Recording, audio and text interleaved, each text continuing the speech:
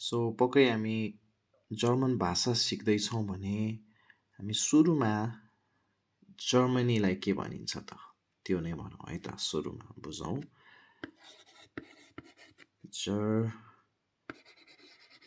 जर्मनीलाई German भाषामा के भन्छ त इट्स कल्ड डोइचल्यान्ड सो के भन्छ डोइचल्यान्ड यसलाई हामी लेख्न सक्छौँ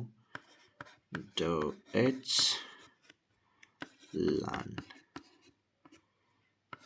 है हामी यसरी याद गर्न सक्छौँ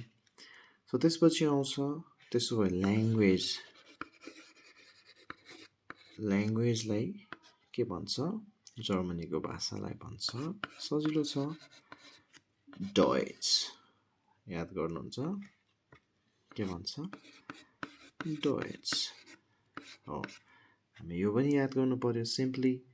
हामी जर्मनी जाने जर्मनी भाषा सिक्छौँ भने यसरी बेसिकबाट हामी सुरु गर्न सक्छौँ जर्मनीलाई भन्छ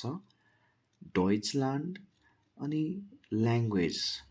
जर्मन भाषालाई भन्छ डोइच त्यसो भए त्यहाँको मान्छेलाई के भन्छ त सो पिपललाई के भन्छ इट्स कल्ड झन्डै नेपालीमा लेखेको डोइचे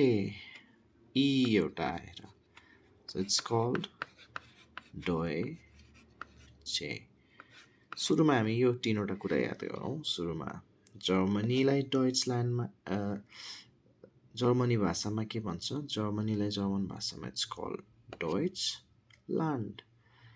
ल्याङ्ग्वेजलाई त्यहाँको डोइच सो त्यहाँको पिपललाई के भन्छ इट्स कल्ड डोइचे